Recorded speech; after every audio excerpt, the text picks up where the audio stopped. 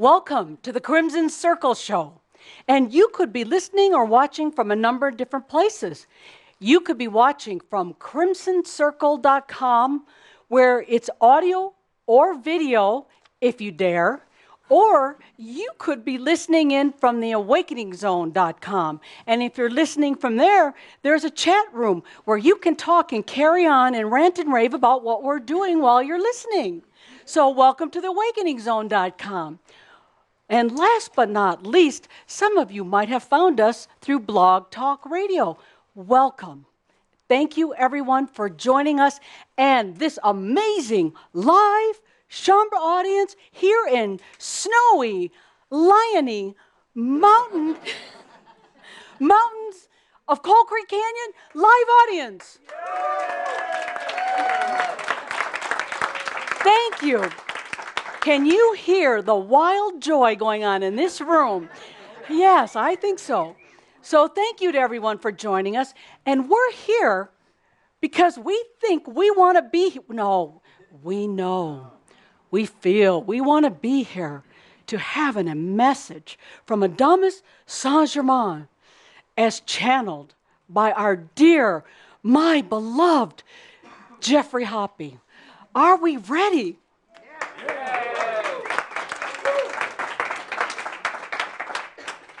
So, with that, my not reading the instructions properly, I believe that we get to do a little conscious breathing together and then maybe some music. Is that possible? Ah, yes. So, this is a passion for me because we get to come together.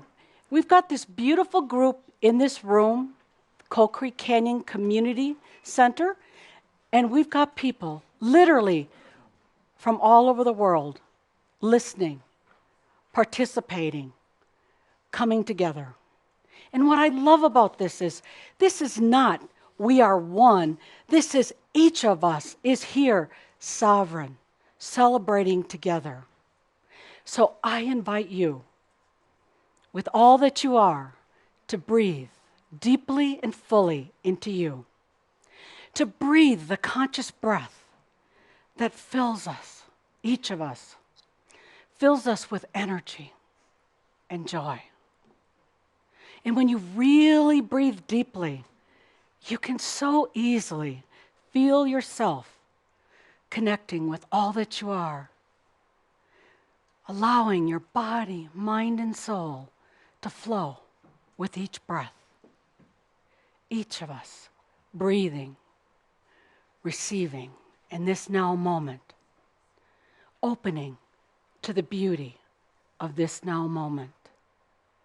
I invite myself, I invite each of you with the deep breath to really invite Adamus in close. If you dare, breathe and receive, opening to this experience. Breathe and feel the beauty flowing through Jeff as he invites Adamus in close with all that he is. Breathe and receive. The music's going to play now, and I invite you to feel the music and allow yourself to experience it with all of your senses. Breathing it, feeling it, allowing it with all that you are. Breathe with all that you are. Breathe and receive.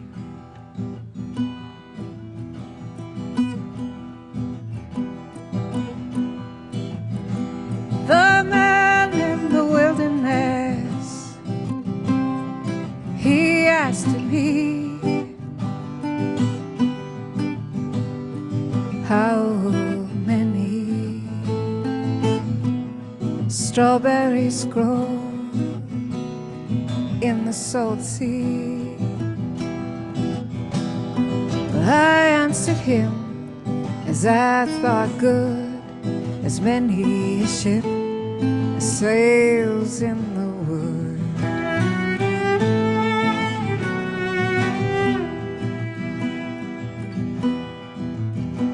The man in the wilderness, he asked me why his hen could swim and his pig could fly.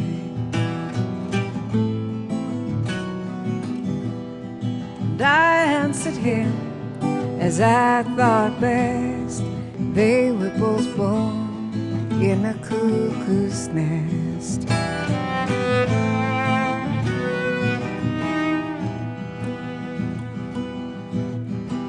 The man in the wilderness, he asked me to tell all the sands in the sea, and I counted them well.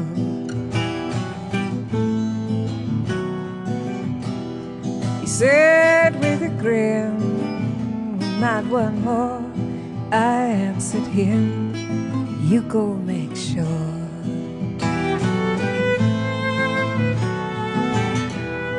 He said with a grin, ain't not one more. I answered him, you go make sure.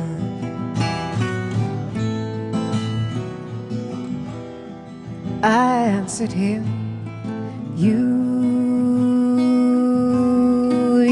go make sure.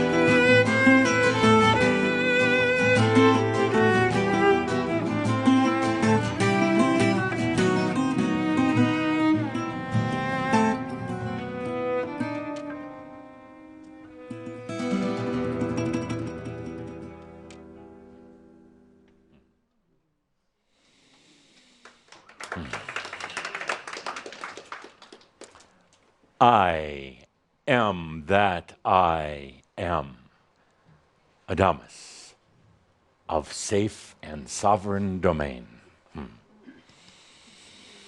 Oh, I love breathing in the energy of this very 3D human environment. Love it. Love it. Caldera made a comment before in reference to me. Thought maybe I would forget. No, Caldera, old dead guys don't forget. Oh no, oh no. But it brings up an interesting point. Dead? Does that mean gone, unaware, unconscious, stupid? No. For what truly is dead?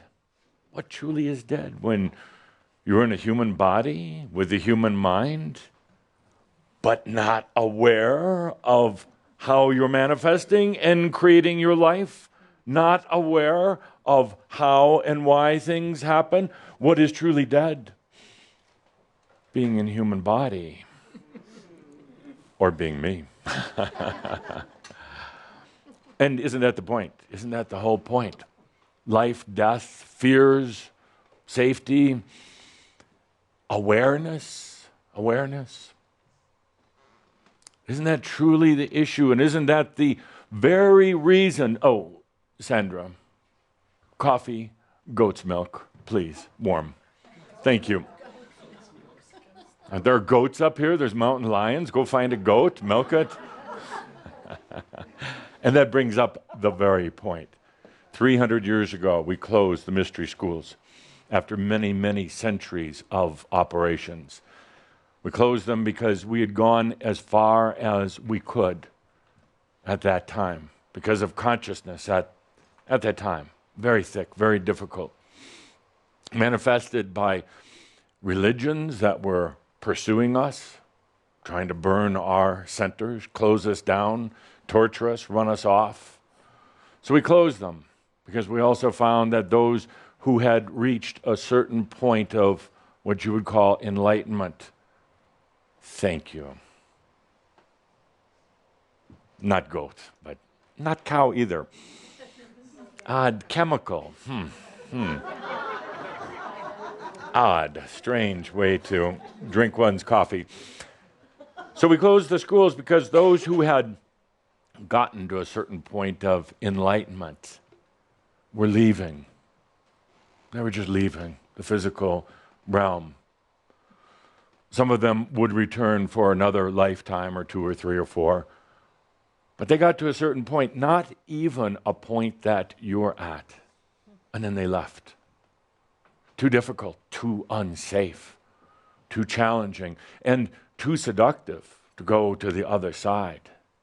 So for 300 years, there has been a bit of a darkness, a bit of a void in terms of true spirituality on this planet.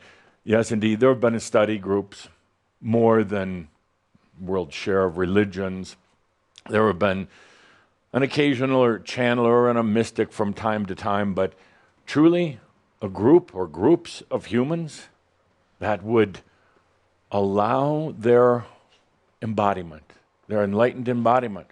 No, but those dark times are gone now from this planet. And what we have here are a group of humans who are choosing to stay, choosing to be as aware as if they were on the other side as they are here in the physical body, choosing to go beyond this unawareness, this hypnosis, this matrix of dull consciousness.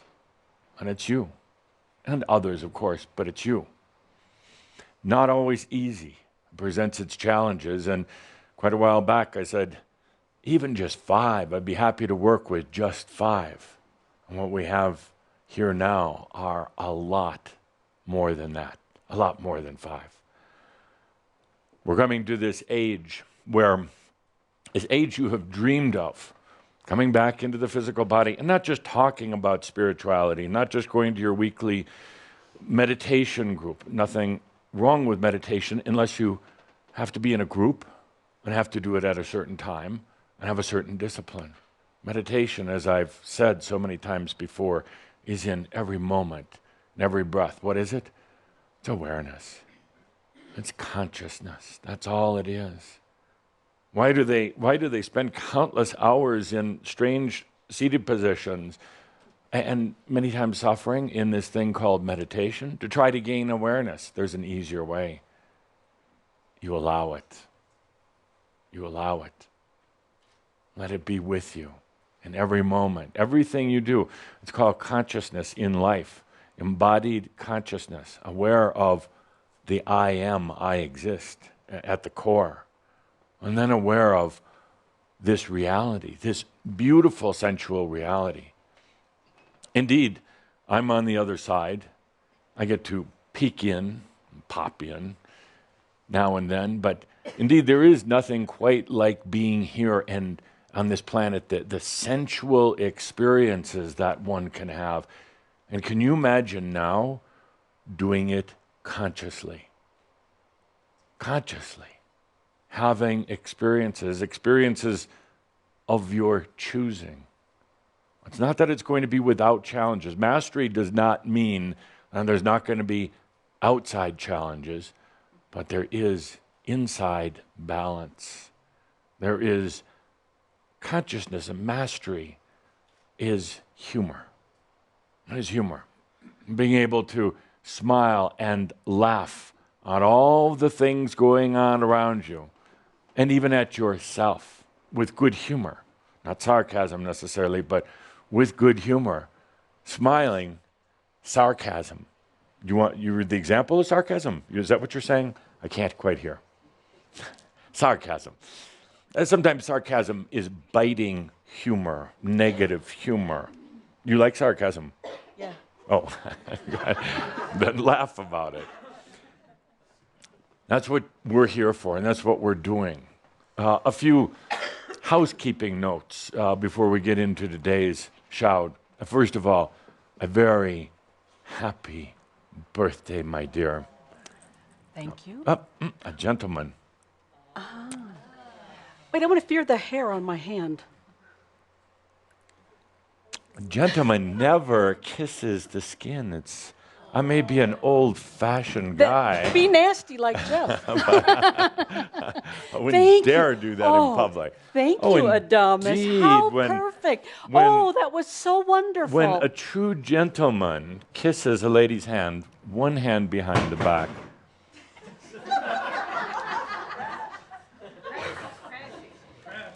One hand behind the back, and the other, but never touches the lips. Oh, it dates back hundreds and hundreds of centuries ago when you carried a lot of bad diseases, but give me Jeffrey. I'm doesn't sorry. matter. Give me Jeffrey. But thank you. Thank you. Other housekeeping notes. Keahak 4 coming up. It was just announced. Keahak 4 will be a bit different than the previous Keahak because now in Keahak 4, we're not just going to be bringing light and energy into the body, into the self. We're going to be manifesting. And that's the good news. The bad news is that we're going to be manifesting. And you're going to have to take a look at your own manifestations. This isn't going to be just talking about it or just allowing. We're going to go beyond that into the external manifestations in the body, in your physical reality, in your level of abundance. And we're going to, are you taking good notes? Oh, yeah. Good. And we're going to have discussions. How are you doing in your manifestations? No judgments, but how are you doing in your manifestations? Yes. By the way, that was sarcasm. But you're laughing. So, Keahak, meaning spirit in motion. Ki, motion, hak, spirit. Spirit in motion, and now we're really going to be putting it out there. You're going to be doing a life assessment at the beginning of Keahak, and I'm going to ask you to do it honestly and openly, because by the time we're done with Keahak 4, you're going to take a look at your life again and take a look at what you have manifested. So, let's take a deep breath with that Keahak coming around. Next, housekeeping note. I mentioned in our last gathering that I was going to do a workshop gathering discussion about abundance, a free workshop about abundance. Go figure. Yes, you just went through lesson 1 out of 3 parts in the series. I thought maybe you were all psychic by now. Lesson 1, receiving. It's exactly what happened with the Crimson Circle Connection Center, or the 4C Center. 4C. 4C. Oh, 4C. Ooh. That was sarcasm. No, I meant it nice. That wasn't sarcasm. That was the first experience in abundance. Receiving. Word was put out there. There wasn't a lot of structure around it. There were no, as Calder and Linda said, there was no email campaign or constant pestering. It's you choose to or you choose not to. Most abide by that. Thank you. My specific instructions. Do it or not do it. But don't complain about doing it or not doing it. There were a couple. Was that sarcastic? Yes. There were a few, but their voices were quickly overrode by the ones who understood exactly what I meant. It doesn't matter one bit whether or not you opened your wallet or your checkbook or, I guess, credit card. Doesn't matter not. Do it or don't do it. But don't complain about it. That's one of the very simple dynamics of abundance. Shut up. It truly, it's in my book, abundance book. Shut up. Stop complaining. Do it or don't do it. Stop talking about all the reasons why it's not working and why people are bad and why, all your talk. Do it or don't do it. Get on with abundance or don't. And if you don't want to get on with abundance, that's fine. But don't complain about it. Don't talk to other people about it. Don't come to me about it. If you're ready for abundance, let's get on with it. Abundance is about receiving energies that are free, natural, and yours. It's that simple. It's that simple. It's directly related to your desire to live, your choice to live, your passion to live. They're very, very simple things in this whole thing with the studio, the connection center. Put it out there. Some of you would call it put it out to the universe. I never understood what that meant because universe is kind of just big nothing. Put it out there to the universe. Put it out there to the I am yourself. Step back. Let it fill your bank account, your health account, your whatever account. Just let it do it. Don't restrict it. Don't manage it. Don't stress on it. Just watch how it flows. That simple. That was first session, the first lesson in the abundance thing. The same thing that happened to Crimson Circle can absolutely happen to you, and probably easier. It's easier for you to do it for yourself. Here we were involved with thousands and thousands all around the world, and all the dynamics involved with a group. It's actually easier to do it for yourself. It's that simple. If you make it any more difficult, I contend that you're really not ready for abundance. If you simply say, I am that I am, I choose abundance, and then step out of your way, let it roll in. And then don't go through the mental torture of asking how it got there, why it got there, what you're supposed to do with it, anything like that, or if you're supposed to be extra nice now because you received it. You just allow it. You just allow it to come in. It's that simple. We'll continue with the lessons, and yes, there will be a live webcast from the new Abundance Center, your connection center, obviously.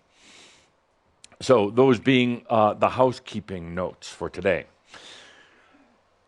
Happy birthday.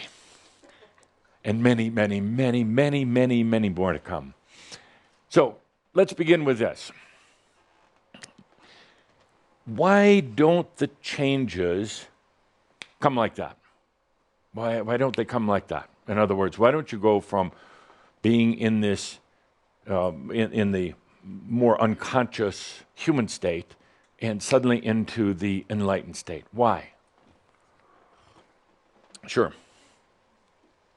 Why? I saw him go. And I know some of you get very frustrated. You're like, well, I'm choosing this. Why doesn't it happen overnight? I think I just got the answer this week for that. And I think it's just part of evolution in a way. Yes. It takes some time to get used to everything. Yes. And then that's how it becomes. Absolutely. That's my answer. That's a very, very good answer. Absolutely. Yes. A few more. Why doesn't it just happen overnight? When I make a choice, it feels like I have to get the energy, like I have made the choice, but it's like calling in the cattle, calling in whatever you call, you know.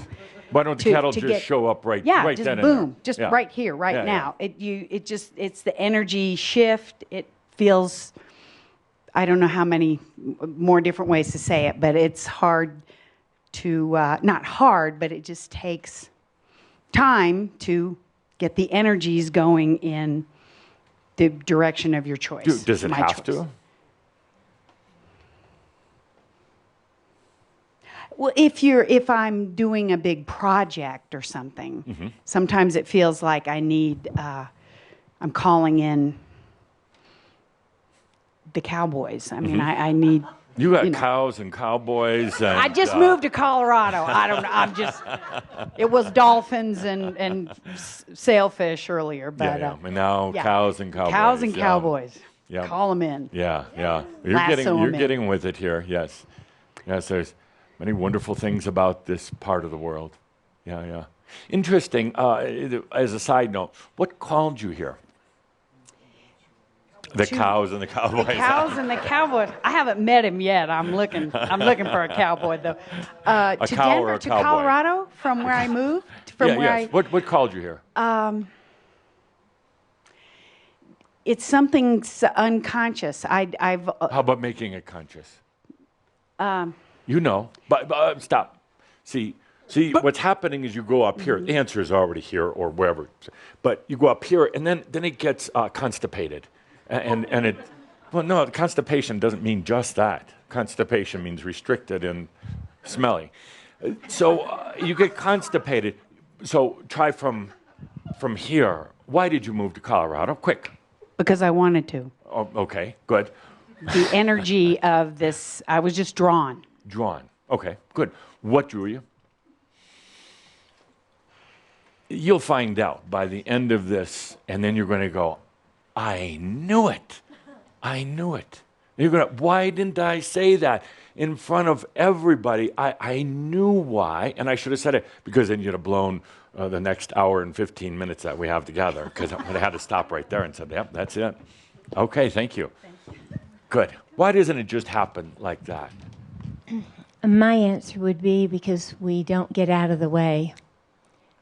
Yeah. We choose, How and then about using the word, I don't get out of the way? yeah, that's what I'm trying to say here. Yeah, I'm learning. Yeah. By the way, has anybody here worked with this thing I discussed in our last shout when you're talking to another person, particularly in, more of a confrontation, instead of going, well, you did, just come from the I. Hard to do, Yeah. but amazing when you do. Yes. Changes all of the dynamics. Yes. Yes. I don't get out of the way. Yeah. Yeah. Why? Fear, probably. Yeah. Would I'm you too two like cute. to sit together? Edith says she's too cute. It's a different world than when I was around. Good. Thank you. Thank you. One more? And you are, no, you're not cute. You're beautiful. Yes.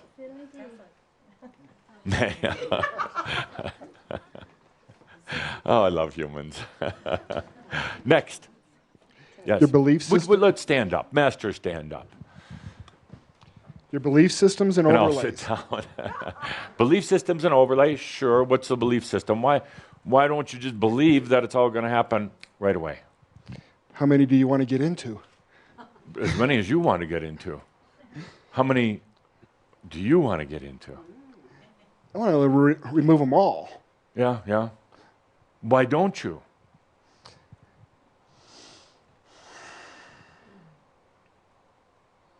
You're thinking. Yes.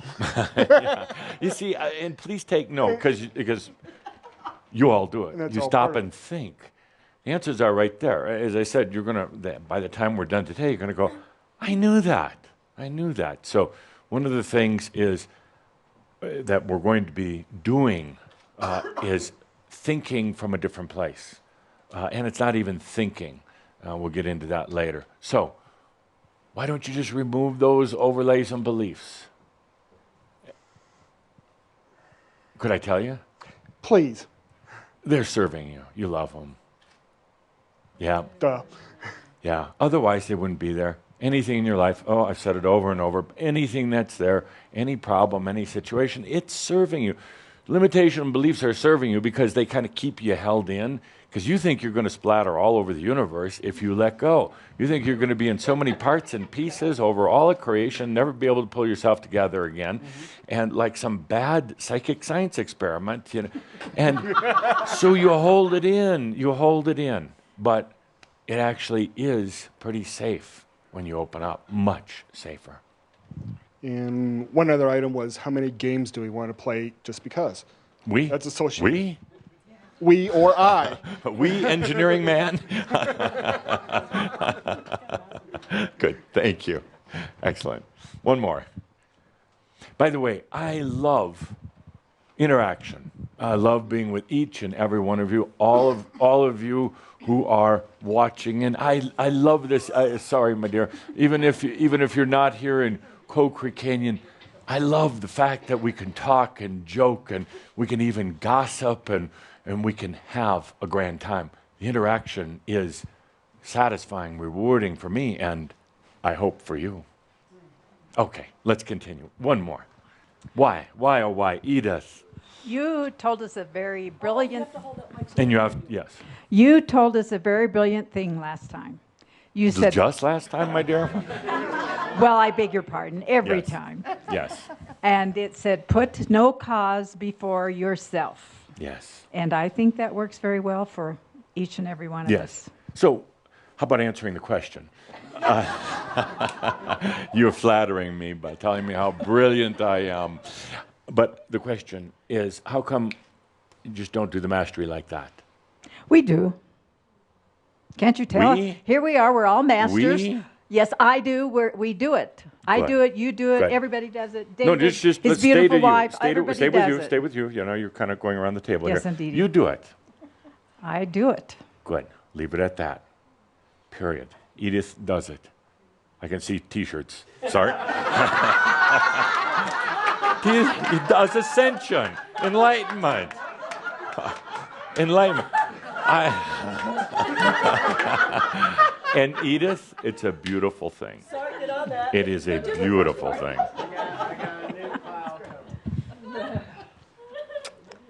Thank you. Well, that was a strange kiss. Are you sure it was just a kiss, my dear? No. How was it strange? Well, you usually put your mouth on me.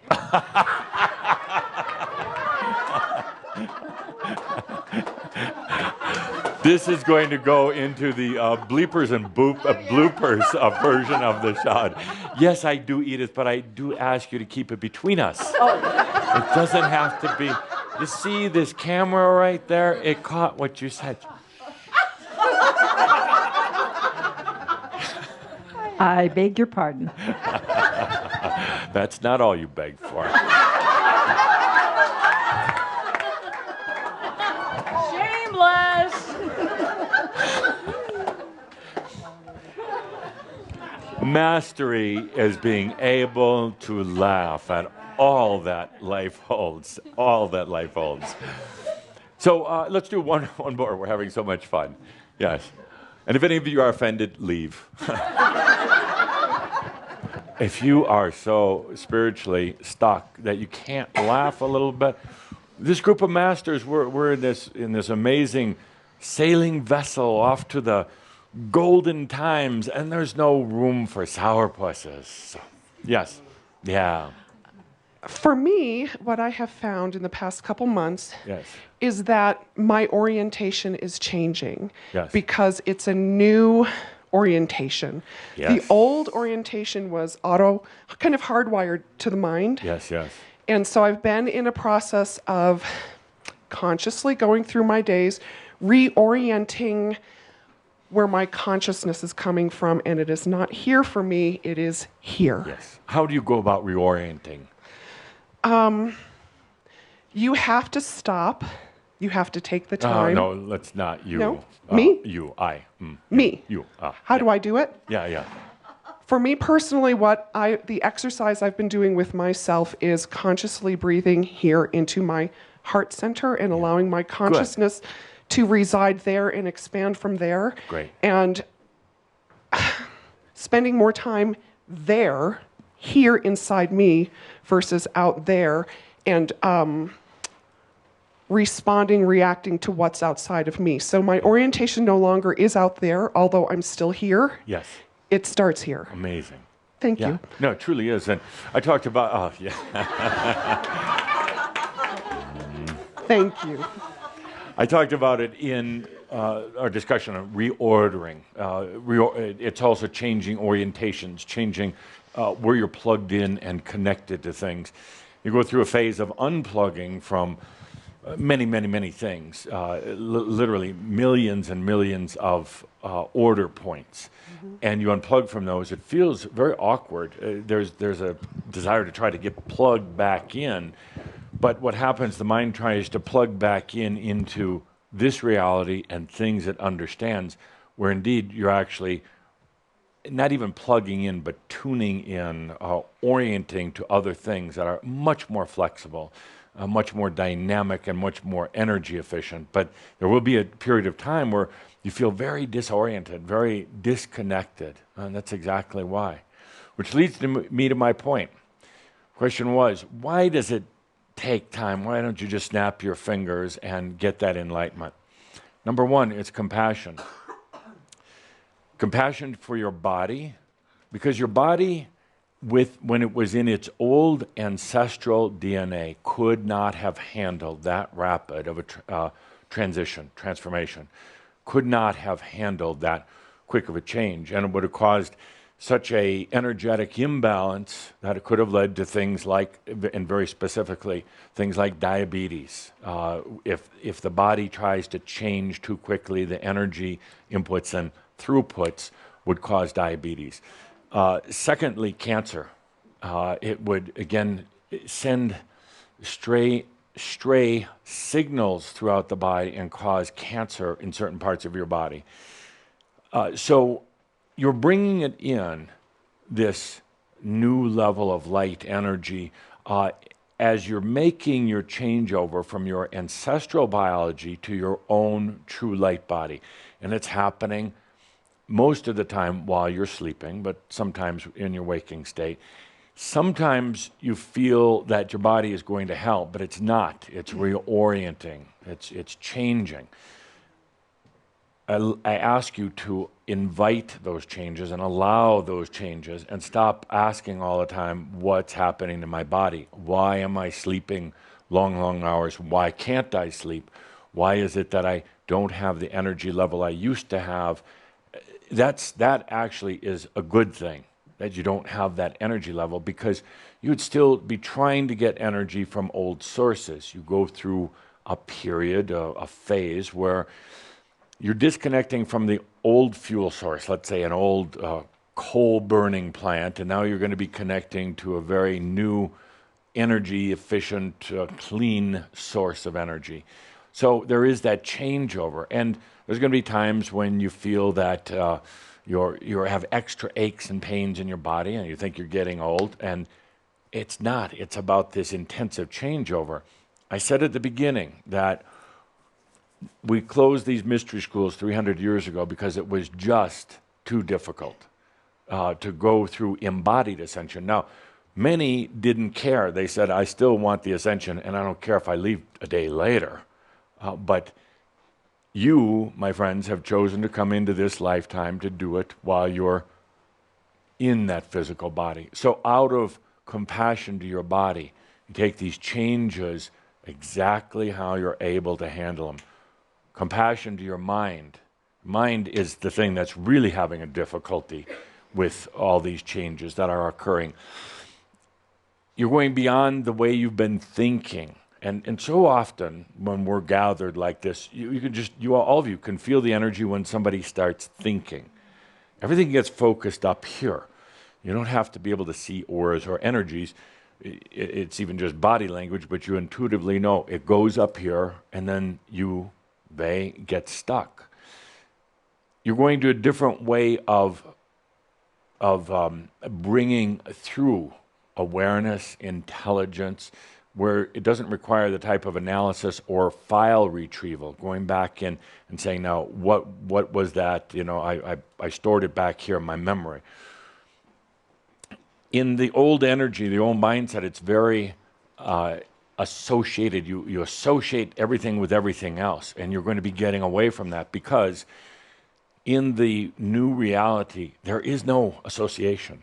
In other words, you haven't done it before. You haven't experienced certain things, and the mind will always try to associate, even when you, the I am, is saying, hey, we don't need that. The mind is still going to be trying it for a while to associate, and then it's going to get frustrated because it can't it can't find a parallel or similar experience to latch onto in order to make its evaluations and its analysis of how to act or react. And then what it does, it goes into fear and panic mode, fear, panic, and anxiety mode. And the mind says, don't do anything, or retreat, back away. That's where you're going to say, no, it's perfectly fine to go on. It doesn't matter. You see, I open up talking about life and death. There's really very, very, very little difference between the two. Really very little difference. So in a way, you can almost say, even at the expense of death, it doesn't matter. To be able to break out of the prison, and it may seem a little harsh, but to call earthly existence a prison, it is. It is. It's beautiful, and it's a great place for lessons if you're still into lessons, and I hope we aren't. And it has such a level of its own type of experience, but it has gotten to be a consciousness prison, and where people, they're in the patterns and in the routines, and they don't break out, and very few voices rise above that, and very few people let themselves go beyond it. My dear, birthday question? Why are the angels and crystals and blah, blah, blah lining up to come here if it's such a miserable, painful, stuck Didn't say thing? miserable. Okay, stuck, I didn't whatever. say miserable.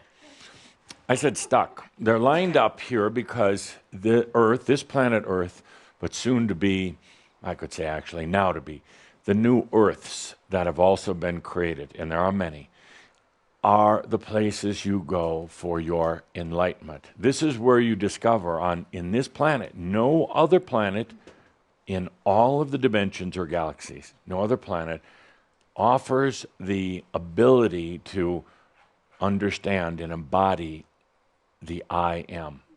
They all have experiences, and again, you could say there's a gamut of consciousness and technology and intelligence and all of these other things, but there is no place like this. Now, that's the good news and the bad news. There's no place like this that one can get truly lost within, to forget who they are. None that has this density and this level of seduction as this planet. So what better place to come than here? Why not go to the extreme to get it rather than some of these other places? That's exactly, my friends, if you remember, exactly why you came here. You came here to embody the I am. In other words, to completely integrate it into the soul, into the every aspect. That's why you're here. And it can, right now, it can only be done. They're here lined up, and I'm selling tickets. They're lined up for it because it is a centrally beautiful, dynamic planet. The feeling of pain in your body, that's central. Now you say, no, it's really a pain in my body. To an angelic being who has no physical biology, that actually is seductive. You mean I can actually feel myself? I can actually not just feel it like light, but I can actually, it's telling me that this is me. And to an angelic being to say, I can actually think, have a thought, and it goes so slow that I can even be aware that I'm having a thought. See, for angelic beings, it happens like that. There's not the deep awareness. This time continuum that you exist within allows you to do all of these things. Time and space and density and seduction allows you to come here. Now, it's also the curse. Because when that knowingness starts saying, I've had enough, but yet the humanness is still in the patterns, in the concrete of consciousness, that's very difficult. What happens is that the human will then try to think and effort and plan and struggle their way out because they're in that human condition. They'll try to study their way out or buy their way out, whatever it takes, but they'll use very human attributes to try to release themselves from this very dense consciousness. The thing they've dipped themselves into and they've loved and they've experienced, but suddenly when they're tired of it and want to get out and have to get out, it's not even just wanting to. There's that deep desire that each and every one of you has had. I have to get out. I have to get back to me. I have to get back to that awareness of my soul. And you've been trying to do it in your sleep, in your dreams. It's not working so well. You think that's the escape. Actually, it was originally designed as the reconnection, the nightly reconnection. But the deeper one gets into density, the deeper one, even in their sleep state, is still focused on those things that are still very human. And then it's almost a desperation, that longing, I have to get out of this, and then trying to go to sleep to at least make a little bit of connection back to your source, and then it doesn't work. And then it's like, what do I do next? What do you do next? You try power, you try thinking, efforting, and suffering. It doesn't work. The true secret, if there is a secret, of mastery, and perhaps the thing that is the most diametrically opposed to what the human would do, is allowing. Is allowing. Several reasons why allowing is difficult. Because you're used to power, force, intelligence, thinking. You're used to something actually aggressive. So you try that. Doesn't usually work. Allowing also is very unsafe. Matter of fact, the human part would say it's downright stupid to allow. So it tries allowing a little bit, and when you allow a little bit, but you still have your concrete underwear on, it doesn't work very well. Doesn't work. You still sink to the bottom. Yeah, wow. So the other reason that it's not done just like that, one is compassion. So you don't burn out, so you don't overload.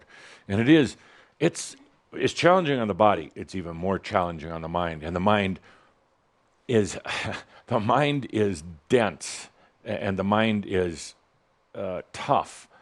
But in an interesting way, the mind is also extremely fragile. It's like this very dense item, very delicately balanced on the top of a very, very, very tall pole, constantly trying to not fall off and fall down. So as tough and dense as the mind is, it's also very, very delicate. So it's always trying to protect. It's always trying to keep from falling apart. And nearly every one of you has had experiences in your younger years, not to digress, but in your younger years where people told you, stop acting so crazy, one. You know, what's wrong with you? Be like everyone else. And then you tried, actually, because you love them, and you wanted to make them feel safe. So you got back into step with everyone else. But I said there's a part of the soul that cannot stand it anymore. Not even just wanting to get out, but desperately needing to get back to itself. We take a look at some of the energies and dynamics on the other side. How long can one go in this reality? How long can one go? And before it's just absolutely unbearable on the soul. It used to be in your earlier lifetimes when you would leave the physical body, you go to the other side. There was somewhat of a type of reconnection with soul self, other realms, the great release from the physical reality. But as the near earth realms got more and more dense, became more and more difficult to go into the crystalline, to go to the bridge of flowers, to go beyond. And so many now stay. Even when they die, they stay in the near earth realms. It's not physical, but it's pretty dang close. It has all the consciousness factors of this planet. So there's not that rest or reprieve in between now, not in the dream state, not in the death state. And the being starts getting panicked and desperate, and then acts out and does desperate things. All as a way of trying to feel again, trying to remember again, people then do extreme, emotional, dramatic things just to feel something again, thinking maybe this is the way back to source. When they take drugs, hallucinogenic drugs, and that gives them just a glimpse sometime, but in a very distorted way. Imagine taking a lot of the hallucinogenics gives you a glimpse of the soul source, but from the perspective of hell. And it's very, very difficult. And some enjoy that, at least they get the glimpse, but it's done from that place of distortion. So that's what humans are going through right now. And this awakening process is beautiful, but it's, as you know, very difficult, because they start awakening. It's really that soul self saying, I cannot stand it anymore. How long can I be out, away from connection with my source, from the I am? Then they try to find other sources in anything else, in religions and gurus, in extreme sports, in anything, trying to feel once again. And it's not working. And then somebody comes up with these drugs, and I am not a fan of them, even though I've been asked not to talk about them, but that puts one in a true zombie state. It's basically saying, stop that noise down below. Stop calling out that you're tired of this journey, that you want to break out of prison. It's a shut-up pill. Thank you. Did you put anything in there? It's a shut-up pill. Yeah. Interesting timing, dear Linda. It is. It's a shut-up pill. And it gets people back into that zombie-like condition.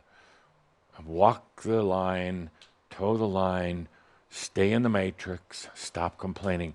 But you know what happens? That when they take the medications, and for a little while they feel better. Don't glare at me like that. For a little while they feel better. But that voice, which is the voice of truth, the voice of the I am, will not stop.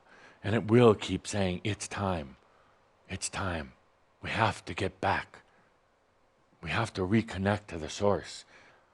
So in a way, it overrides that pill, but then it drives the human aspect absolutely crazy. Absolutely. And that's why there's a higher incidence of insanity and suicide when people are using these on a long-term basis. And I stand by my words very, very clearly. So, at a certain, I was making the story that we study, some are studying, this whole phenomena. How long can you be unaware of yourself, unaware of your source? How many lifetimes can one go through? And the study, this look is taking place just here on Earth by some of my associates. But how long can one truly be out of touch? Now, there are lifetimes where you had that connection in dream state in between lifetimes. But for many humans now, it's been many thousands and thousands of years, 5,000, for some 10,000 years, not you, but others, since they've had that touch of source. Then they get so lost and they get so disillusioned and they get so deep into the matrix of this reality that they just go longer and longer. One eventually has to have that reconnection with their source, with their I am. One eventually has to re-experience it. Otherwise, they truly go crazy. And then they try things like dying, thinking that's a solution. Imagine that you're so distraught with life, there's a knowingness that you can't even define, but something saying there's got to be more, I've got to get out of here. And then choosing death, thinking that's the release, but finding that when you die, it's the same thing. Imagine you're in prison. You've been there, locked in a cell, wearing the same clothes as everyone, eating the same food, doing the same daily routine, no creativity, no true opportunity for self-expression, very, very unsafe. And then you think you're getting out. You're overjoyed, it's time, you're going to be released, or you figured a way to break out. You get out, you step out of prison, and you realize it's still prison. It's still the same prison. And later on, you find yet another door you think you can break out of. When you do, and you find out it's still the same prison. And that's exactly what's happening. That's exactly why I love working with each and every one of you, because you don't care. You don't care about what it takes. You're letting this be the life of release from that prison. Back to your source, back to yourself. You can feel it so strongly, you've said to yourself, I'll do anything just for that reconnection, anything. And here we are. We're not going to study our way into it. We're not going to power our way into it. No. We're going to allow it. And it is going to seem counter-intelligent at times, but that's the way to do it. It's your natural state of being.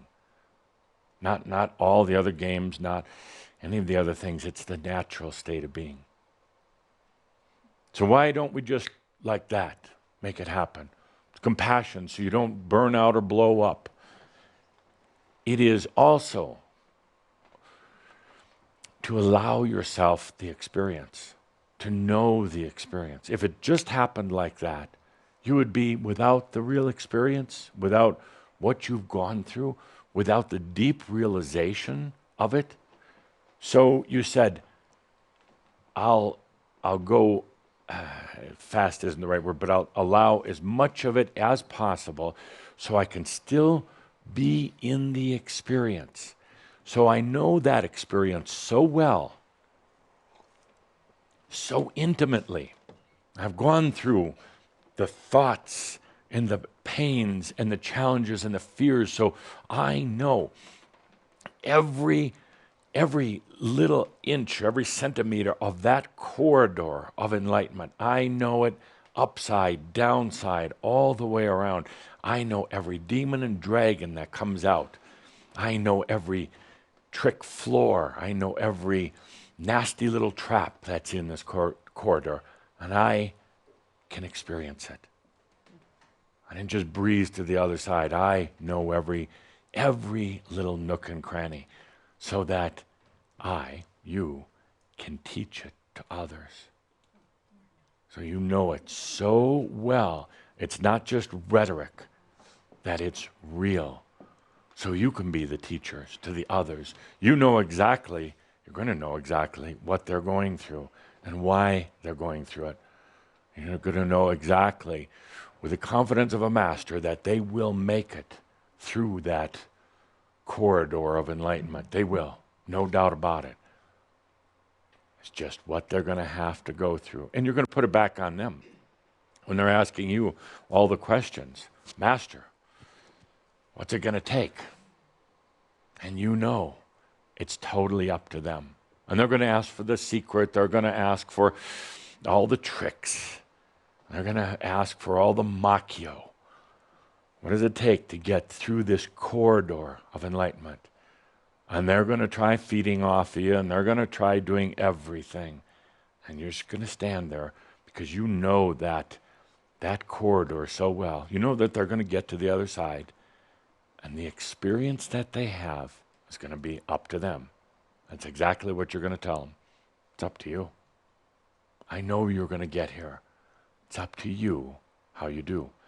I think that's the same thing that Tobias and I have said to you. Doesn't it? A few times. But doesn't it make more sense now? Back then it was, you looked at Tobias like, no, Tobias, you know the secret. Just share it with me. Just give it to me. It's like you can do it any way you want. So let's take a deep breath. Remember this. When your body hurts, when your mind's all in chaos and everything else, it's real simple. I am changing. That's it. Having a bad day, nothing makes sense, people are giving you crap. I am changing. That's simple. It's a great reminder. It's not a mantra. It's a great reminder. Oh, that. You say, why did this happen to me, Adamus? Why did this happen and that happen? Because you're changing. Isn't it great? I am changing. Take a deep breath and feel that.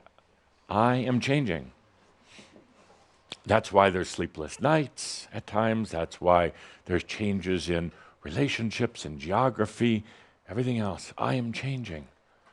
It's a blessing. You asked for it. You didn't ask for it. You demanded it. You absolutely demanded it. Beyond anything. It's got to change, you said. It's got to change. And it is.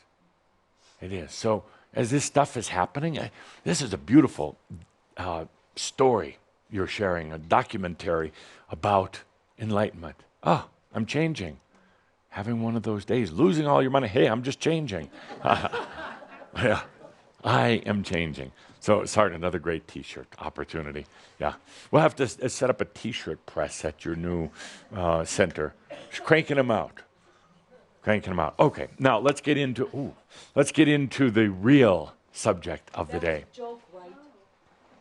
There's another office space right nearby to rent. Just put chambre shirts in there. Chambre shirts, yes. Okay, let's take a deep breath and let's get into the real subject of the day, the real reason why we're here, dear masters. That was just my warm-up act. I haven't gotten to the good stuff yet. What, are you in a hurry? No. Oh, you have a birthday party to go to?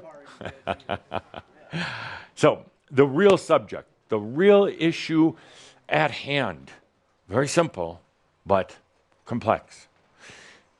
I contend that this world is not safe, and that you are not safe within it. And therein lies a great big problem. Great big problem. I wished I could suddenly make you feel totally safe. And I wish I could relax your body totally, because your body is so tight because it's unsafe. I wished I could wave a magic hand and have it so your mind was peaceful, because your mind feels unsafe. I wished I could tell your soul, your divine, that it is safe here. It's safe to come here. But you don't believe that. So you keep it at bay, slight distance away. Particularly as you come into your I am mastery, it's going to feel even more unsafe in this reality. So here you are with that passion and desire for enlightenment. Here you are choosing to be an embodied master, but not feeling safe whatsoever. Big issue. Actually, I'd like to do a little survey here with this group. We'll need, Billy, would you write, and Linda, you run. Oh, good. Let's take a look at some of the things in your life right now. And I'm going to ask you to rate these, the safety factor, from, let's say, 1 to 10. So if I state a certain thing, and 1 being very unsafe, 10 meaning you're very, very safe. 1 unsafe, 10 safe. Why don't you write that down? Then hold up your fingers or hands, but hold them together. For instance, if you're going to do a 3, hold your fingers out. But if you're going to do an 8, hold them kind of together instead of like that, because we're going to take a quick Shambra survey. Okay, take a deep breath. And again, don't think too much. You're just going to know the answer. Good. See, already unsafe. We don't know what's safe or what's not safe. That is a problem. Okay. Very unsafe is 1, safe is 10. And I want this documented, and it has a purpose. So, take a deep breath. First subject, are you safe? Do you feel safe with your physical body? Hold your hands up.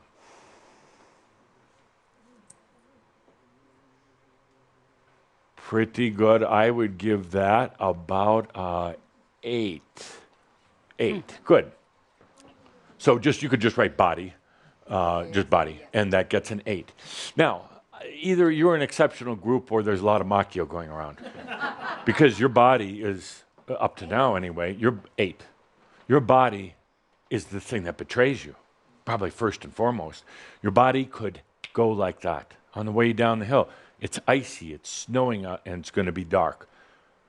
And your body could give out. Cancer. Every one of you has cancer in your biology right now.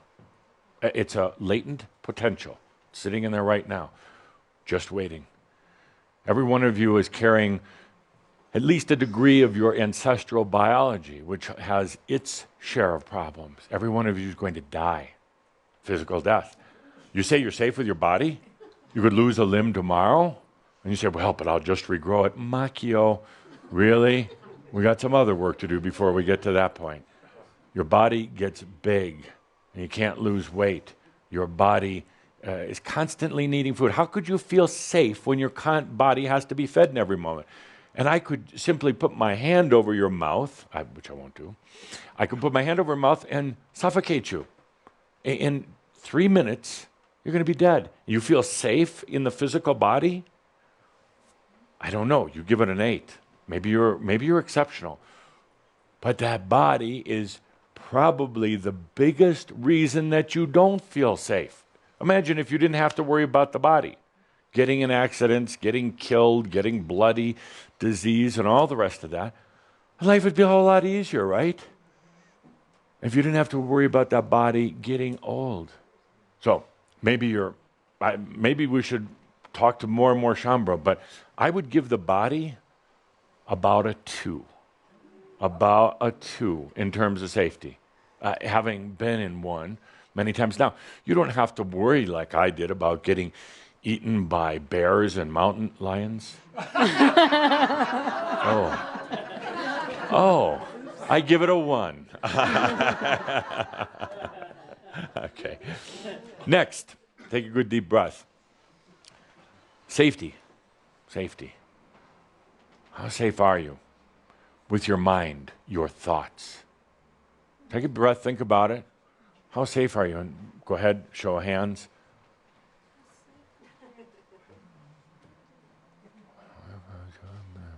I would give it about, are we getting this on camera from up here? Good. I would give that, there's a 0 there. I would give it a 5.5 based on, 5.5 based on the audience. Really? You feel safe in that mind? The thing that is constantly telling you what a shit you are, the thing that is constantly indecisive, constantly in fear. You're so used to your mind and its games that you don't even realize that it's the very thing that really keeps you from feeling safe. It's playing the game. The mind is the thing that brings in the fears. You feel safe in that mind? I wouldn't. I would put the mind, me personally, the mind, the human mind, below. Yeah, we'll have Adamus score. I give it about a 1.5 for safety. It's the thing that most people run from. And in a way, you can run from your body, kind of, but you really can't run very far from your mind. Hell is contained in the mind. Darkness and demons are contained in the mind. They're not out there, and they're not under your bed. They're right in here. What people do is they control their mind. They discipline it. They restrict it. They limit it to the point where they're numb. And the creative thoughts are blocked out, put off somewhere else because the mind says, no, we're going to restrict all that. Timothy, afraid, so much potential. A wild traveler. But then you picked up this brain thing, this mind thing, and limited yourself. Once known to travel throughout all of creation, energetically speaking or consciously, you got here, you picked up a brain, and you're like an old car now. You barely get down the road, and I'm not picking on you, but that brain, because there was part of you that felt unsafe, or it felt unsafe, so control, control, control. And now you're at the point, if you say, what if I let go? Oh, people will laugh at me. Well, they are anyway. And what if I let go? I'm going to go crazy and they'll put me in a mental institution. There's no mental institution that could handle your problems, and they're going to put you in one of those. Because they don't understand, you see. You just come to the Schomburg Center, we understand. Because we know it's not crazy. We know it's real. And we know as soon as you stop thinking about life, creation, spirit, I amness, you're going to be free. You're going to realize what a prison all of you have been living in. Next. Your partner. Safe? That's a good answer. For those of you who have partners, safe or not? Now be honest here, if you would. So raise your hands now. Give the score. Survey says, okay, it's either a 10 or a 1. If you're sitting next to your partner, you're showing 2 hands. Yeah, it's a 10. If your partner isn't here, it's a middle finger 1. You wouldn't even give him that much, but you wanted to hold up that finger. So partners are I hope you don't mind me saying this, but for the most part, not for all of you, but partners are an unsafe security blanket for most people. They think they have to have a partner, because everybody's got a partner, and they're going to look awkward, silly, going to dinner and eating by yourself. Or they can't stand being alone. So if you have a partner, even if you are unsafe with that partner, I'm talking about emotionally unsafe, not necessarily physically, at least you got a partner, right?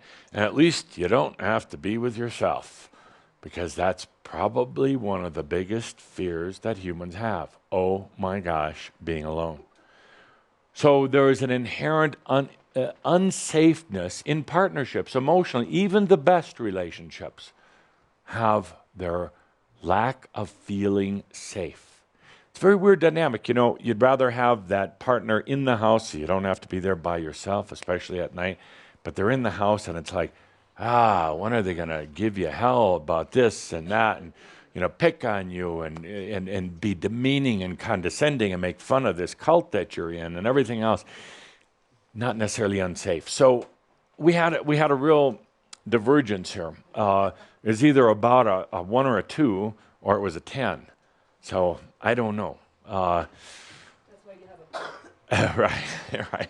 So it's a range. So I would say from 1 to 10.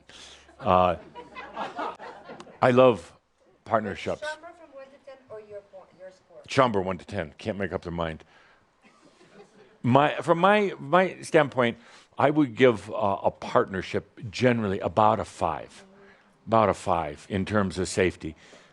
I've had a lot. It's not like I'm just talking like I'm some space ghost or whatever, talking about this stuff, never having been here. I love partnerships, relationships, as long as they're short.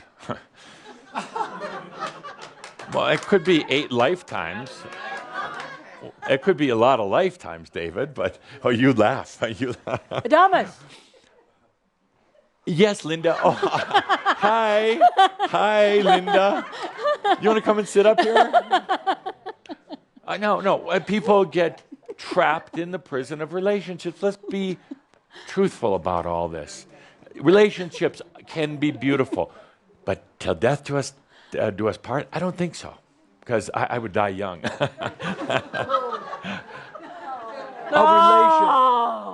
A relationship is meant to be an experience with another soul being, and hopefully, in the case of all you, another master.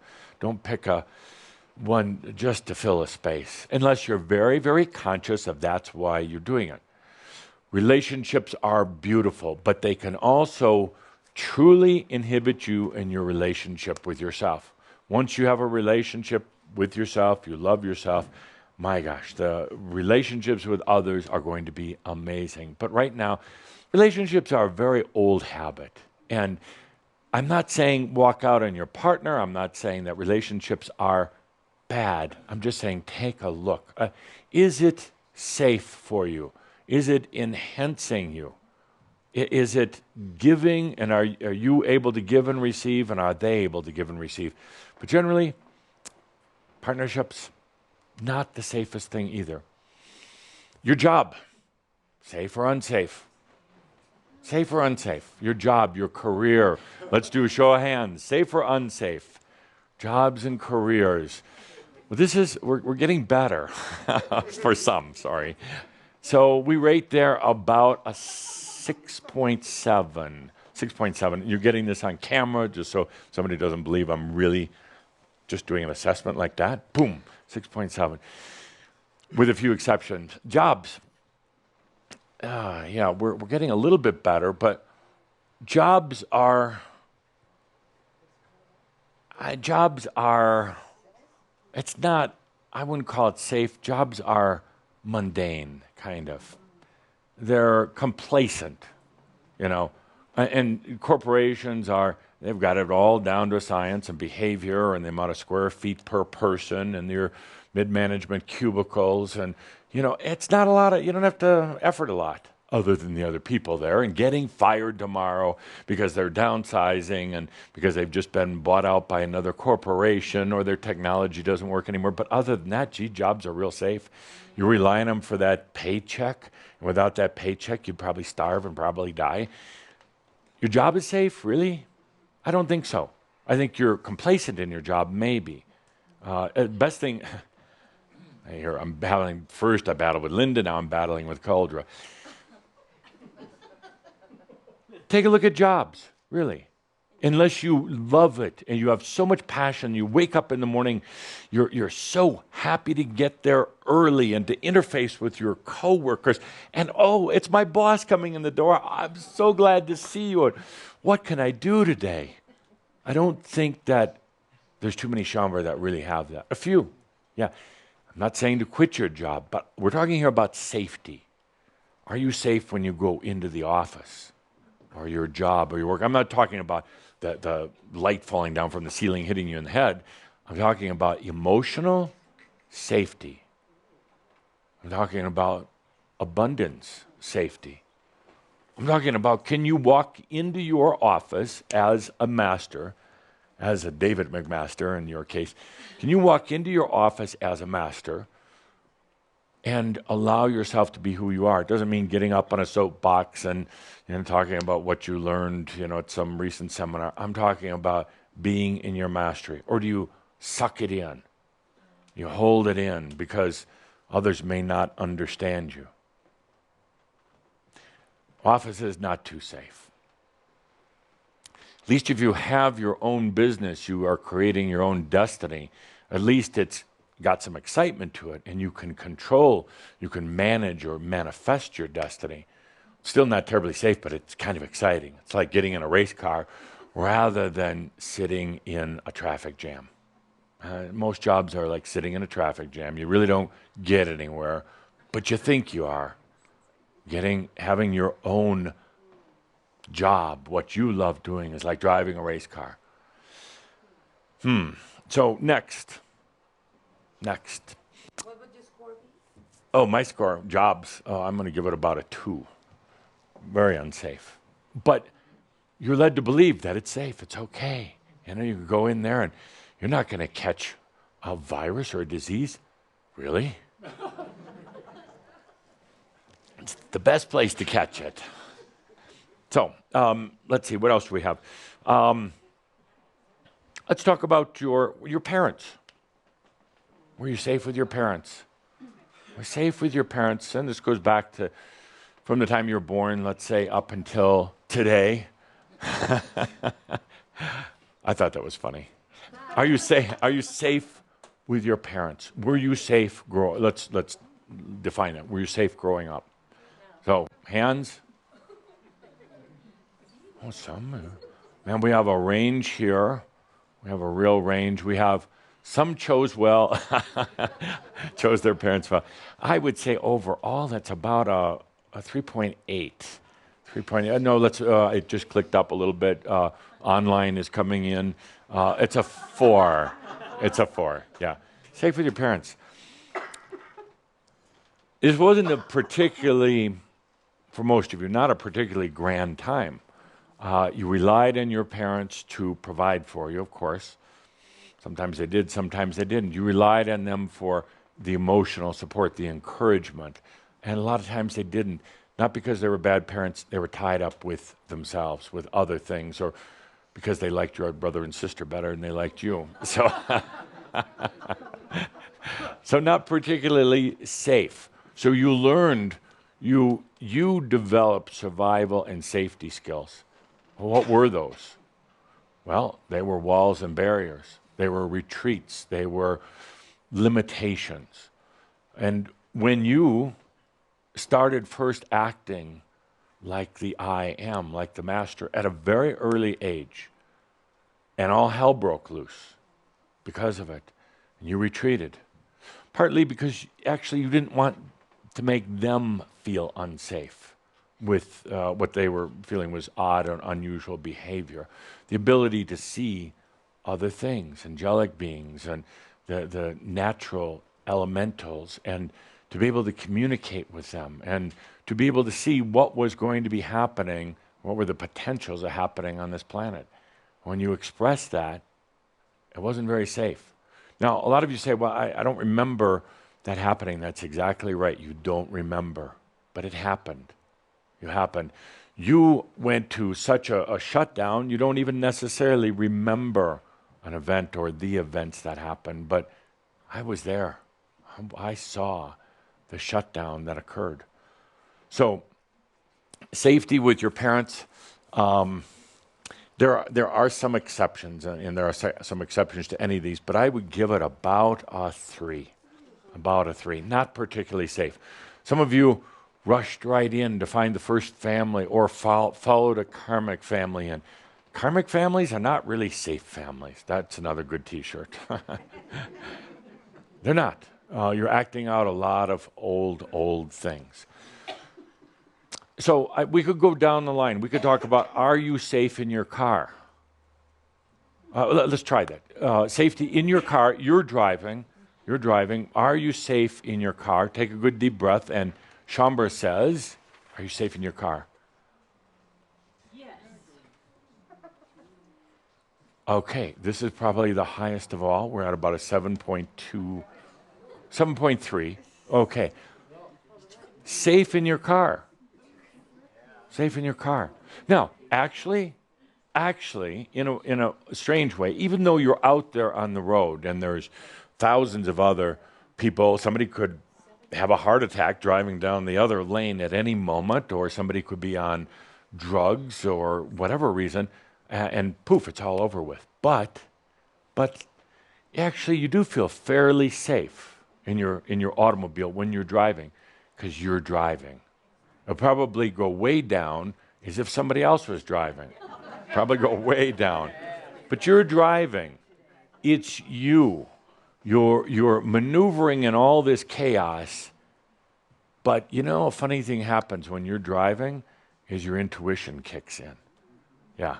It kicks in very well. And also when you're driving, you keep the damn mind occupied by, doing the things that watching the signs and the other. But your intuition is there. Some of your best ideas, greatest insights come while you're driving in a car. Yeah. So, cars. So I guess that's the answer. That's the solution to our problem. Cars. Drive more. Drive more, think less. There you go, Sarta. And drive more, think less. A great T-shirt. That's so. Now, to the point here. We could go down the list and we could talk about the food you eat. Is it safe? Hey, the food you eat, the thing you, feed. Is it safe? Government. Is it safe? The government, is it safe? Actually, funny thing is, well, I'm not a big fan of governments because they are the epitome of mass consciousness. I mean, that's all they are. They represent consciousness of that city, country, whatever it is, whether it's a dictatorship or a screw-up. They represent consciousness, and that's why they are what they are. So actually, in a funny way, governments are not, because they represent consciousness, they are not smart enough to have conspiracies. Governments are not smart enough to do anything that should really make you unsafe. As long as you recognize they're the government, keep your distance in a way, but they actually they're not quick enough. They're like this great big lethargic thing. It keeps moving. It can't stop. All you do is step out of its way, and it just keeps moving. Governments operate on the energy of power. It's all about power. It's not necessarily bad, but that's how they keep going, power. They talk about serving the constituents. That is not true at all. It's about serving those who are in power. What they don't realize, though, and the reason why I would never recommend that one of you would run for a political office, you get into that soup bowl of politics, and even if your intentions are good and you say, I want to serve the people, first of all, most people don't know that they want to be served. Secondly, you get into that and suddenly you're in the power bouillon. You're mixed right in with it. And even if you say, I'm never going to get into power, you're right in the middle of it. It's almost, not impossible, but very difficult to get out of. So let's take a deep breath. Here you are, masters. And there's very little safety, actually. Very, very little. It's been one of the challenges, complaints of masters for eons of time. That's why a lot of them have left. How am I supposed to feel safe here in this reality with other people out there, with my body? It's gonna give out on you sooner or later. With the mind, with all of its crap thoughts and all of its lack of clarity. How is a master supposed to feel safe? And some of you say, well, I'll just go be by myself. Actually, that's tougher in a way, because at least with other beings around, there's a nice distraction. For those of you who are starting to take your 3 days a month totally by yourself, not necessarily easy, because suddenly you're faced with you, the unsafety of your own being. But it's going to be important to have that safe space for yourself, a place within. It's not a place of thought. In other words, it's not, I'm going to create safe space over here and go there. The mind actually would never, not program for that, because it's even going to penetrate the safe space. You've tried doing it in dream state, to go off to a safe space, but you found you there. Your aspects have found you. You tried to keep it some far off, distant, hidden place. They found you. They're knocking at the door. Even if you don't let them in, they know exactly where it's at. No longer a safe space. So it leads to this whole dynamic of being safe. It is very difficult to be a master and to feel so unsafe. I contend that you don't even realize yet. the level of feeling unsafe that you have, even just in your body. Body's held tight. When there is total safety in that body, and perhaps one of the best ways to experience it is a bath, and a nice warm bath. But even then, you're tight. And even then, you might drown. Or somebody might drop the toaster in the bathtub. Oh, whoops, sorry, don't know what that toaster was doing here in the bathroom, but have a nice trip.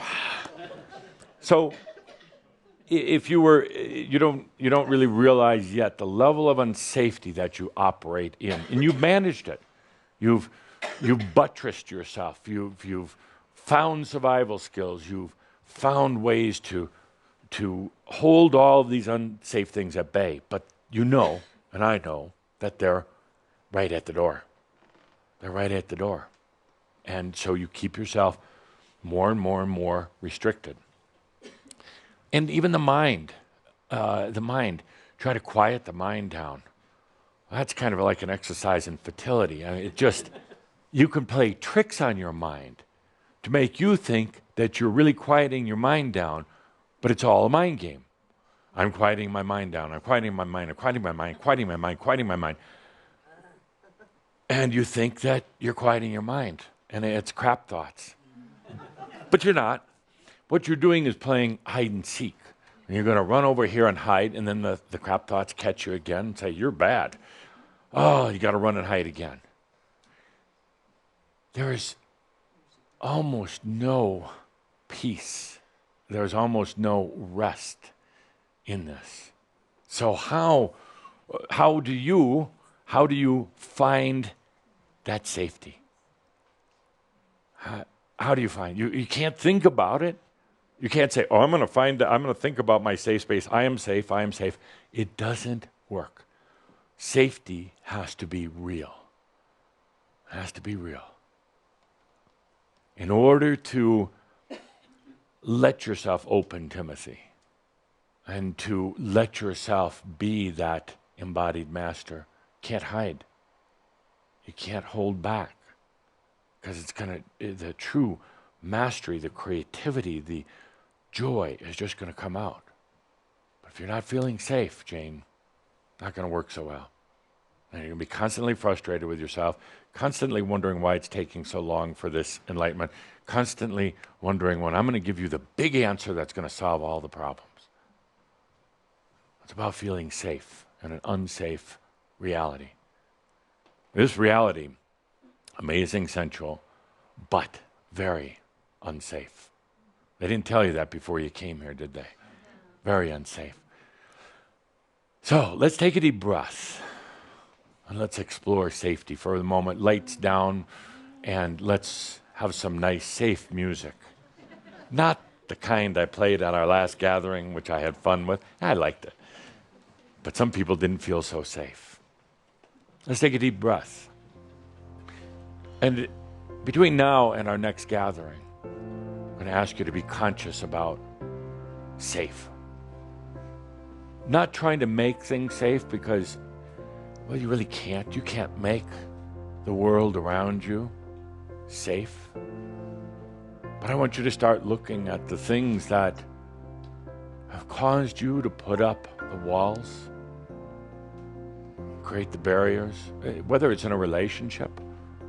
I know relationships are supposed to be all love and happiness. There's a lot of unsafety there. And you know exactly what I'm talking about. Looking into the things like jobs, your body, as you become more and more conscious of how you've kind of shut down or created artificial solutions for safety. Oh, abundance. We didn't even talk about abundance. Your eyes open, Carrie. Busted. So busted. I am your safe space, darling. So, we didn't even talk about abundance, safety. Here you are, masters, a true master, a blessing, but in a world that's pretty unsafe. Not to mention your own aspects, past lives. Take a deep breath.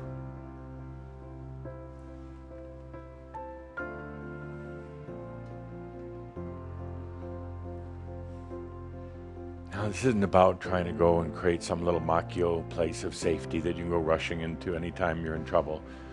Not at all, because that'd be mental. And pretty soon that, too, would become unsafe.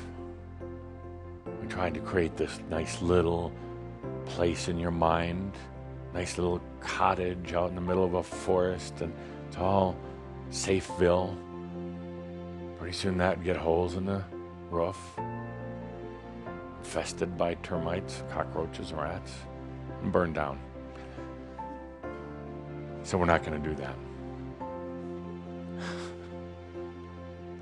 Not at all. We're going to take a look, a conscious look at safety. Just to recognize, to realize that here you are, divine being, surrounded by things that are kind of unsafe. Body, your mind, your own mind, unsafe. Starts bringing things into clarity. You start realizing the games that have been played to try to make reality safe. One could say theoretically that a master is safe wherever they are. Well, that's kind of crap. It really is. A master recognizes they might be unsafe. A master recognizes that in this extreme reality called Earth, a lot of unsafe things. Plane engine could drop on this building right now. It could. Yeah, thanks. Thanks for that safe thought, Adamus. Yeah. Probably won't, though, not because we're going to think positive, not because we're going to think that we're in some perfect little bubble, not at all. And we're not going to try to think our way into it, but the fact is that probably not going to happen. Statistically, it's probably not going to happen. Very few engines drop on buildings. It's probably not going to happen. It's about recognizing what you've done to try to make yourself feel safe. Could be your house, making that kind of a safe space. On our survey, I forgot to ask you on that list there with food and government and your car and your partner, forgot to ask about old Adamus. Don't answer. Keep it to yourself.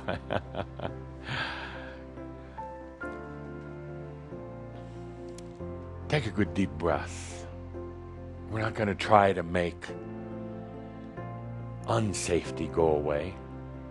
We're not going to try to create some artificial safeness.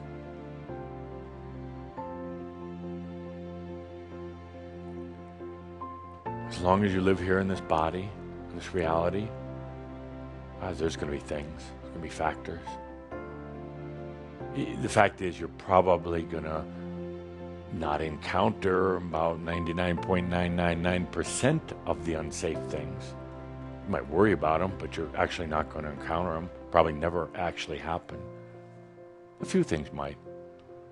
Rock might fall off top of a hill and smash your car. Maybe just the window.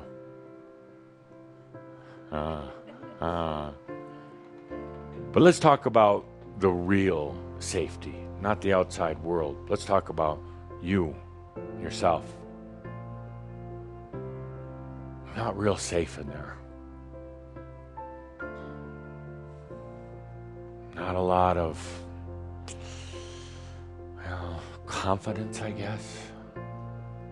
Still carrying around a lot of old vows, old guilts, old issues.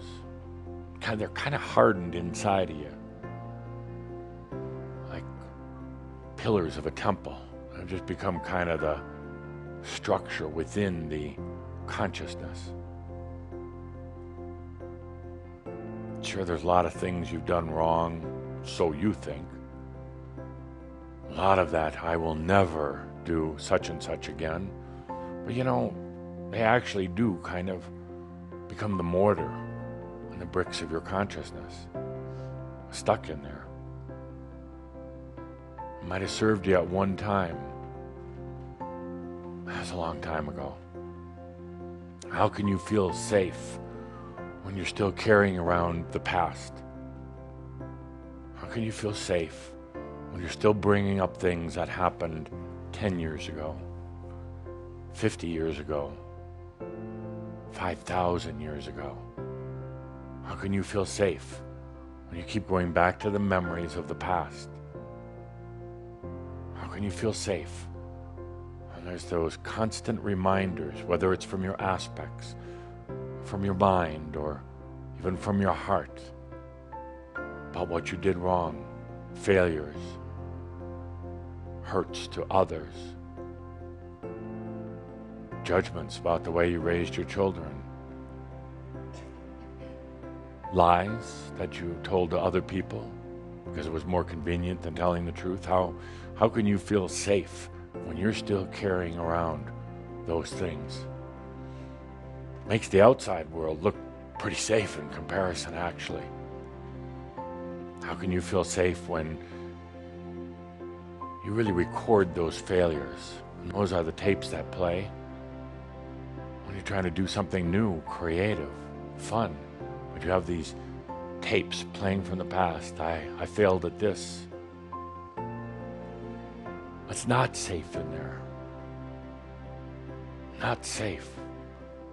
When the mortar of all the bricks of your consciousness, there's things like guilt and shame, loathing, judgment,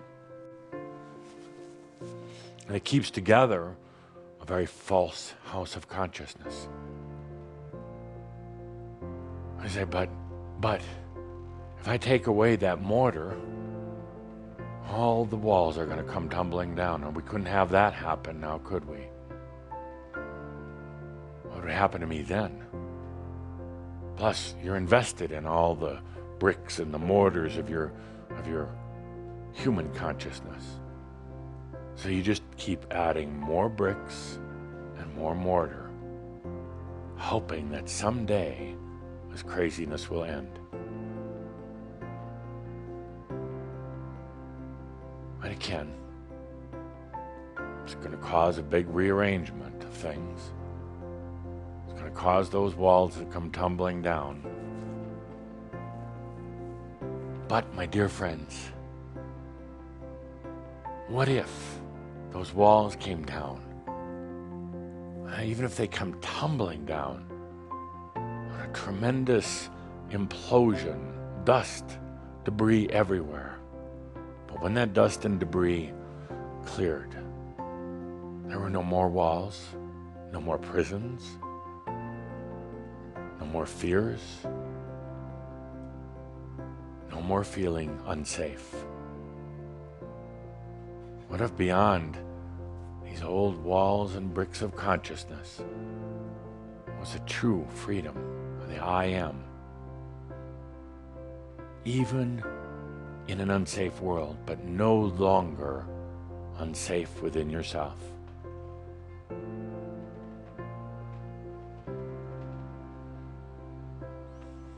Safety within self comes when one forgives themselves. Safety within yourself comes when one forgives themselves.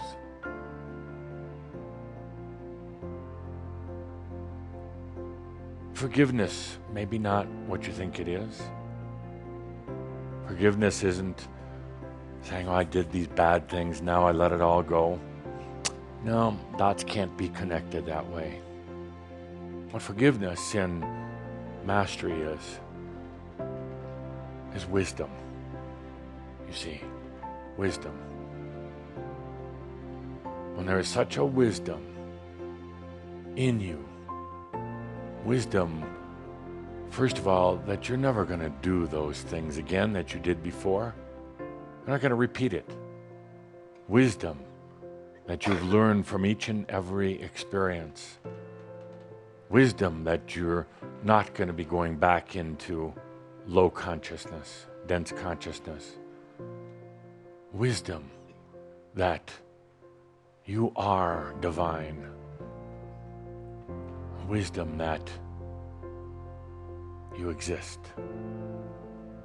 That's the core wisdom, which all other wisdoms come from. I exist. You see, even with the simple, I exist, I am,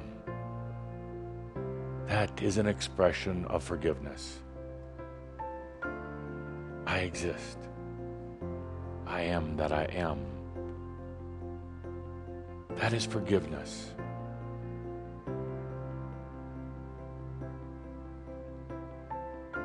That is freeing yourself of the guilt, shame, judgment, criticism.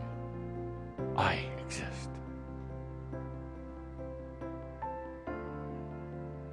That is the forgiveness.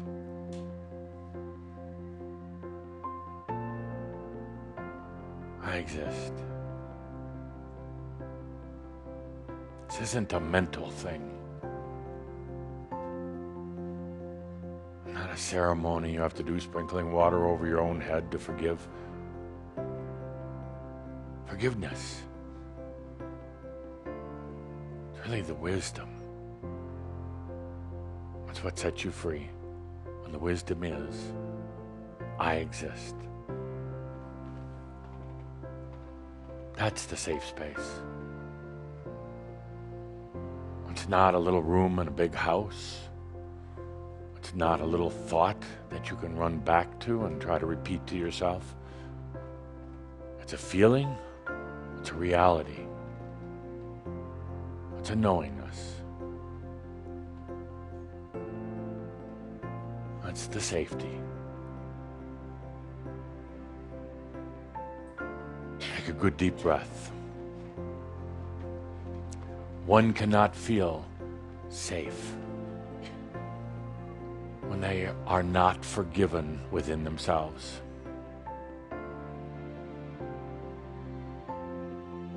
No, you'll still be running and hiding without that forgiveness. You'll still be making up more and more macchio, keeping yourself overly busy and occupied. You don't have to face this deep, deep thing within. The forgiveness, the wisdom,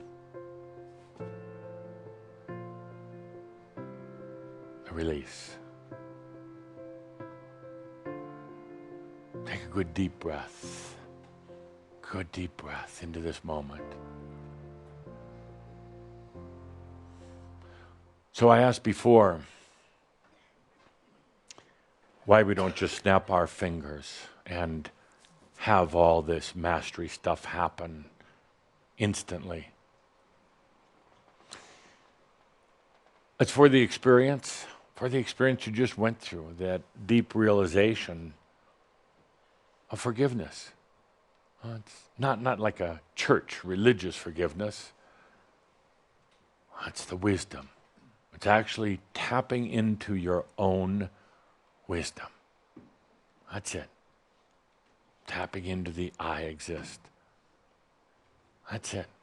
Well, I asked before, why don't we just snap our fingers and have this all happen? We can have the lights back up, please. Make this all happen. Well, I'll leave on this analogy. The caterpillar. Going through such an experience of being a caterpillar, but knowing that it's really not a caterpillar. Goes through days and weeks and months as a caterpillar, finally has something inside, beyond its caterpillar mind that says, it's time, I got to get out of here. This is not me. This really is not me. Been an experience, love your other caterpillars, time to go. I'm out of here. You can try to hold me back, but I'd rather die than not achieve my greatness. And it goes through the transformation in the cocoon. And it's aware, and it's aware something's changing. And you know, there's part of it that's cursing these changes, being trapped in this cocoon, but part of it's saying, this is amazing. Wow, here I am getting rid of all these legs and all this greenness, but here I am, I'm actually aware that I'm changing. So that when I become whatever I'm going to become, I'll know exactly how I got here.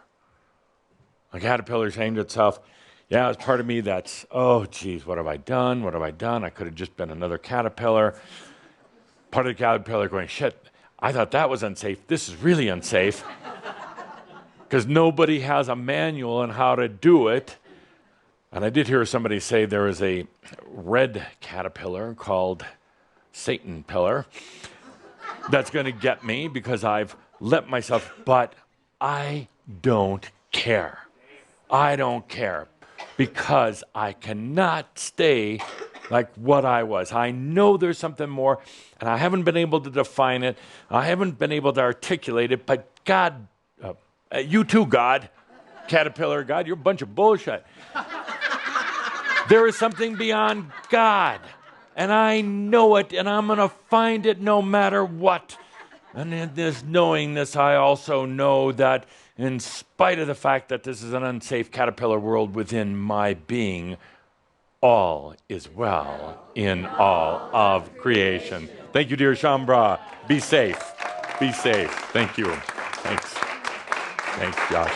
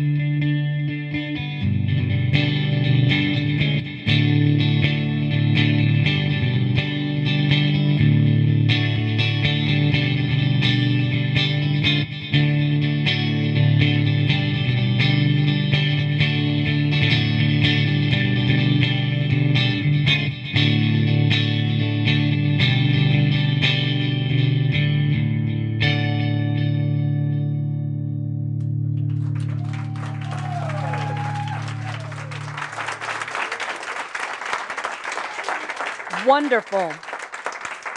Thank you to our dear Marty, sometimes known as Mofo, our wonderful, wonderful musician from up here. And thank you. It's always wonderful when you can play for us. Thank you so much. Would you stand up and take a bow?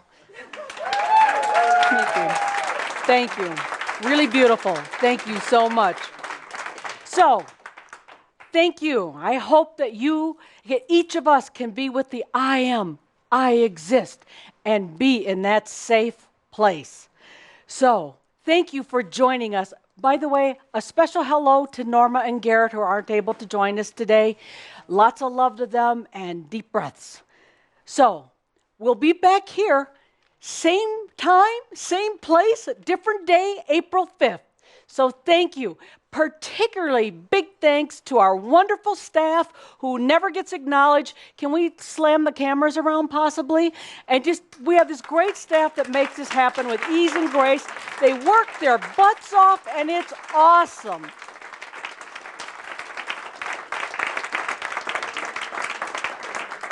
And especially thank you to Jeffrey Hoppy, willing to put himself out there like that to channel that incredible entity, spirit, whatever you want to label that, Adamus Saint-Germain.